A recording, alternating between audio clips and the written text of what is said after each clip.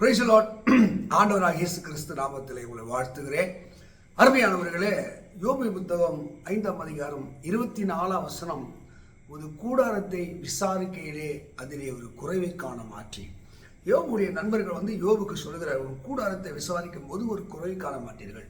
இப்போ யோபுடைய குடும்பத்தில் நிறைய குறை, வறுமை, வியாதி, அவன் வாழ்க்கையில் இழப்பு, மரணம், இப்படி பலவிதமான இன்னலிலே வாழ்கிற அவனுக்கு நண்பர்களால் சொல்லப்படுகிற ஒரு நல்ல செய்தி, ஒரு கூடாரத்தை விசாரிக்கையிலே ஒரு குறையை காண மாட்டீர். ஒருவேளை உங்கள் வாழ்க்கை இப்படிப்பட்ட யோபை போல சில நெருக்கடியோடு துன்பத்தோடு நீங்கள் வாழ்கிறவளாக இருக்கலாம்.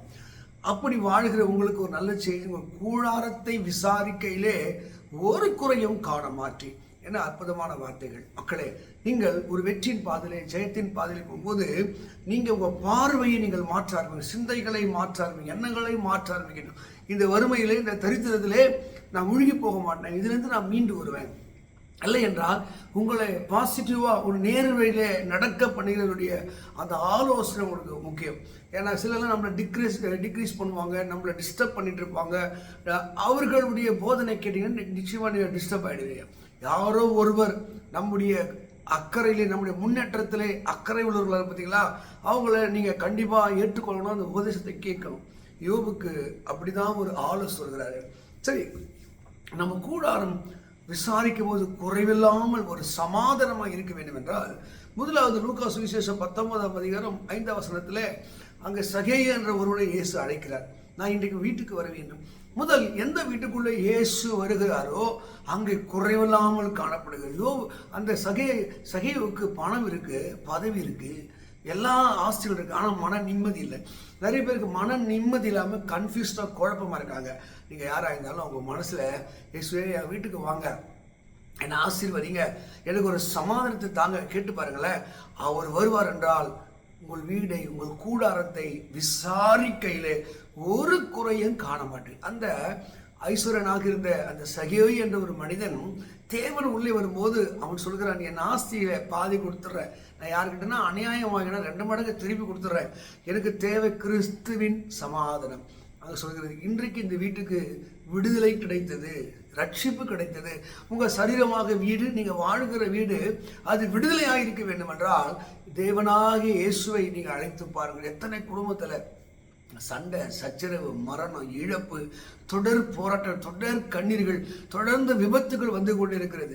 அதை நீங்கள் மாற வேண்டும். ஒரு கூடாரத்தை விசாரிக்க குறைவு காணப்படாமல் இருக்க வேண்டும் என்றால், நோய் இல்லாமல், சண்டை இல்லாமல், பிரிவினை இல்லாமல், அழுகையும் புலம்பலும் இல்லாமல் வாழ்க்கை வாழ வேண்டும் என்றால், நீங்கள் இயேசுவை நீங்கள் வருந்தி அழைக்கும் போது அந்த வீடு குறைவில்லாத வீடாக, சமாதானம் நிறைந்த வீடாக மாறும். இதைத்தான் நீங்கள் 2 சாமுவேல் 6ஆம் அதிகாரத்தில் படிக்கும்போது அந்த இடத்துல ஒரு உடன்படிக்கை பெற்று அந்த கீத்தினாக ஓபேத் ஏதேம் வீட்டில் அந்த உடன்படிக்கை பெற்றிருக்கு பாருங்க. அந்த வீட்டை ஆண்டவர் ஆசீர்வதிக்க துவங்கினார். நீங்கள் 2வது இயேசுவோடு, தெய்வத்தோடு ஒரு உடன்படிக்கை பண்ணுங்கள். ஆண்டவரே, இந்த தவறுகளை செய்ய மாட்டேன், இந்த பாவங்களை செய்ய மாட்டேன், ஒரு தூய வாழ்க்கைக்கு என்ன அர்ப்பணிக்கிறேன் என்று நீங்கள் ஒரு தீர்மானம் பண்ணி பாருங்களேன். அந்த வீடு மெதுவாக ஒரு ஆசீர்வாதத்தின் வீடாக மாறும். உங்கள் வீடு ஒரு ஆசீர்வாதத்தின் வீடாக, மேன்மையின் வீடாக, சுகம் நிறைந்த வீடாக, செல்வம் நிறைந்த வீடாக மாறணும்னா நீங்கள் இறைவனோடு நல்மனம் பொருந்த வேண்டும், ஒரு ஐக்கியப்பட வேண்டும். முடிந்த வரைக்கும் அந்த வீட்டிலே தேவனை நோக்கி பிரார்த்திக்கிற, ஜெபிக்கிற மக்களாய் மாற வேண்டும். நீதிமொழிகள் 15:6 சொல்கிறது, நீதிமான் வீட்டுக்குள்ளே மிகுந்த சந்தோஷம் உண்டு, மிகுந்த பொக்கிஷம் உண்டு, மிகுந்த ஆசீர்வாதம் உண்டு. அப்போ உங்கள் வீடு ஒரு ஆசீர்வாதத்தின் வீடாக இருக்க வேண்டும் என்றால், அந்த வீட்டுக்கு சாபங்கள் வெளியே போக வேண்டும் என்றால், அந்த வீட்டிலே இறைவனை நோக்கி பிரார்த்திக்கிற, ஜெபிக்கிற, உடன்படிக்கையிலே தன்னை அர்ப்பணித்தவர்களாக நீங்கள் மாறும்பொழுதுதான்.